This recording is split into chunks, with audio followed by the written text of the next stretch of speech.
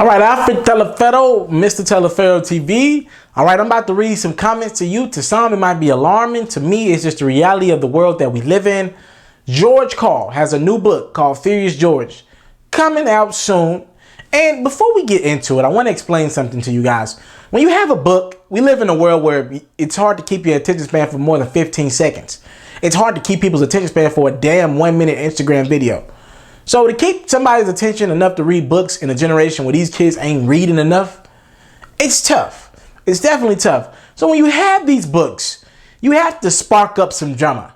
You have to give a quote, an excerpt that's going to get the eyes of people to go out and buy your book. So what Karl did here is strategic, and it happens time and time and again. He's not the first person to come at somebody in a book and release that excerpt a couple weeks, whatever time frame before the book actually drops. All right. But I'm going to get into the meat of what he said and in the tone in what he said. All right. Karl attacked Carmelo Anthony in this book, J.R. Smith in this book, Kenyon Martin. And let me set out the disclaimer. These are three guys. Me and my partners, we joke about that Denver team. They had like Marcus Camby on that team, Nate Robinson on that team. I know I'm forgetting some. That was a pretty badass team, all right? That Denver team, you get wrong. I remember they got into it with the Knicks one time. They will beat your ass, all right? I'm just be honest with you. But with that being said, these were still great talents. Don't sleep on Kenyon Martin. In the Nets days, I was a Laker fan, and we used to beat him in the finals. When Kenyon Martin was on the team with Jason Kidd, Richard Jefferson, what my basketball fans out there at? All right? Kenyon Martin was a double-double machine. Don't sleep. All right? J.R. Smith, I mean, to each his own. He's a champion. Karl is not. All right? J.R. Smith is maybe a guy who had more potential than it actually panned out. But, I mean, hey, the guy's a champion. Karl is not, like I said. Melo, a career 25-point per game scorer, I believe. He's always been around the scoring conversation as one of the best to do it all time. I was actually looking at this list. I think Melo's like 26th in scoring right now. In his career, he's going to come in the top 25 pretty soon. So, I mean, hey, you call him some of the things I'm about to tell you, but hey, you can look at it from the other side and be like, hey, the guys are still talented scorer. All right, so I'm going to read some of the things that Karl said in this book. He said this: Carmelo was the best offensive player I ever coached. He was also a user of people, addicted to the spotlight, and very unhappy when he had to share it. He really lit my fuse with his low demand of himself on defense. He had no commitment to the hard, dirty work of stopping the other guy. My ideal, probably every coach ideal, is when your best player is also your leader. But since Carmelo only played hard on one side of the ball, he made it plain he couldn't lead the Nuggets. Even though he said he wanted to, coaching him meant working around his defense and compensating for his attitude. All right. When Carmelo got traded, Karl was like, it was a sweet release for the coach, and it's like for the team popping a blister. We won that trade, definitely. All right. For those who don't know, the Knicks traded Danilo Gallinari, Wilson Chandler, Raymond Felton, Timothy Mozgov, who's panned out to be a really good player, for Carmelo Anthony and Chancellor Billups to the Knicks back in 2011. All right. So also Karl said this about J.R. Smith and Kenyon Martin, whom he coached on the Nuggets as well.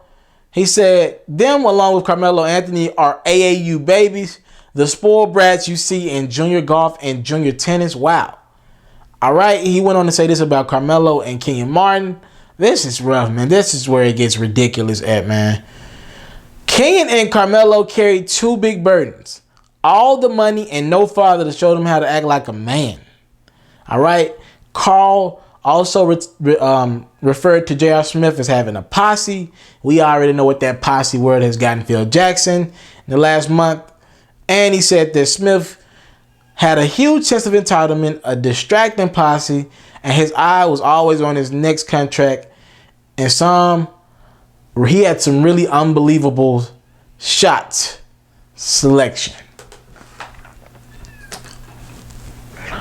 All right, for those who don't know, how you gonna take this, Telefero? What you gonna do with this? Andre Iguodala, DeMarcus Cousins, Ty Lawson have all spoke out about their former coach Karl. And it's one thing to not take DeMarcus Cousins' opinion. We understand he has a track record of not caring what people say. Ty Lawson, who's moved around the league a lot. One thing to not take J.R. Smith, who's kind of moved around the league a little bit now.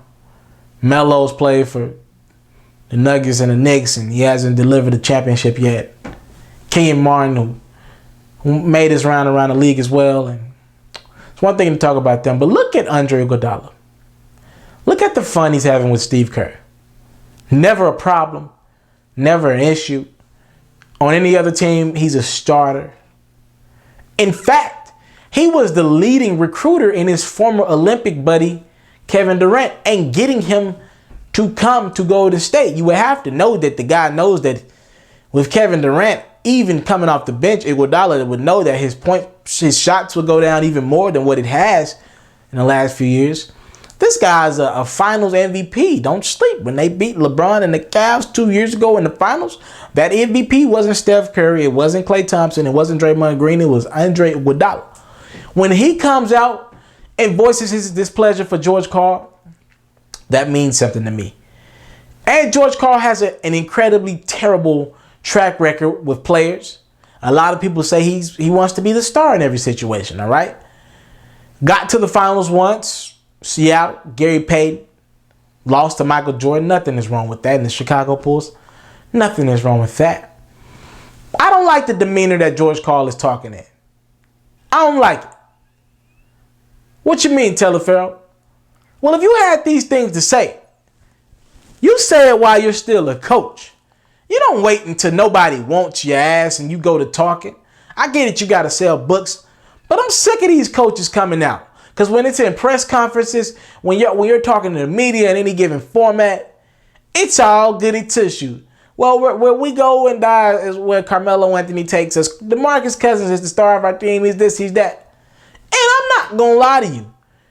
George Karl literally has been handed one of the toughest hands in basketball. It ain't easy coaching that Denver Nuggets team. It definitely wasn't easy coaching Allen Iverson, Melo, Marcus Camby, Kenyon Martin, Nate Robinson. All right? It's definitely not easy. These guys have demonstrative personalities. Definitely not easy coaching these guys. But George Karl, you so big of a man, you in the book talking. Why didn't you say something when you were coaching these guys? See, that's what I don't like about you and Phil. Phil Jackson, don't sleep, y'all. Phil Jackson wrote many books. He get in that book and started talking. He's the reason a lot of what Shaq and Kobe was going through got out in the media. He get in that book and started talking, man. They get out, they act like they're too good for media, this and that, and they get in that damn book and start chatty. They get, shout out to Dame Dash, they get chatty patty in them damn books, man. And I don't like the demeanor. I don't like what George Karl said. He out of bounds with this one, definitely. Too far. And I'm not the guy to take Melo. I do love Melo, and I do agree. Melo could have been the greatest, all right? Because I really do believe scoring is more natural to him than it is even LeBron James. But LeBron James plays 48 minutes on both ends of the court. So I'm not knocking everything that George Karl said about Carmelo, but you definitely took it too far when you talking about this man needing a father. You talking about you happy that you traded him away. The Nuggets, if you look at the records, don't get me wrong, Melo's not had a lot of success in New York. But you look at what's going on in Denver. Come on now. You can't say y'all clearly got the better end of that trade. All right? I don't like George Karl's demeanor. I don't like where it's coming from. To me, it just seems like these coaches be lying in the media. And when they get in these books, they put them pens in their hand. They sing like canary birds, all right? That is my opinion on that. I could go on more and more about it, but I mean, the proof is in the pudding. The guy has no championships to talk. It's a difference when, as much as I don't like when Phil Jackson gets chatty patty, Phil Jackson got 11 championship rings. George Karl has none. You've been fired a few times, sir. You ain't in no position to talk. And I respect George Karl's legacy. One of the most winningest coaches to ever do it. But I don't respect his tone. I I don't respect how he's coming at guys like Carmelo Anthony. And I'm one of the biggest Melo critics. Because I really do believe if he played on the defensive end. And we also need to say this. Stop trying to compare people to LeBron James. Melo's best and worst thing ever, because it was the best because he was in the draft class with LeBron, D-Wade, Bosh. So it upped his draft class, right? Like Andrew Wiggins might be a special player, but he had Jabari. Don't get me wrong, but it ain't like having LeBron in your class or D-Wade in your class. So it's been the best and worst thing for him because you watch people like D-Wade and Chris Bosh and Bron have success together. D-Wade has won a championship, but even without LeBron and Chris Bosh has had a nice career Hall of Fame player, if you ask me. You watch players like that, and then you see like a guy like LeBron James, and you get to compare Melo to LeBron, and that's been the narrative of his career. He's always getting compared to LeBron James. Imagine if there was no LeBron. We had a whole different perspective on Carmelo Anthony, an entirely different perspective. And the brother, to his credit, has never gotten the stars around him like LeBron or D-Wade have had. But also, it's kind of his fault. He had opportunity to play in Chicago. He decided to stay in New York. He signed an extension in Denver when LeBron and D-Wade were taking short and Chris Bosh were taking shorter deals. So a lot of it is his fault. I got to give him blame there. But I can't just knock the brother because the brother is still going to be top 20, top 15 in scoring when it's all said and done. And I mean, you look at this. Look what he does in the communities. I mean, look at him creating gems. I can't knock this brother. Can't knock him. We're comparing him to LeBron. That's why we're so hard on Carmelo Anthony. All right. After Teleferro, Mr. Teleferro TV. Thank you for the time, love, support. Salute. I'm out.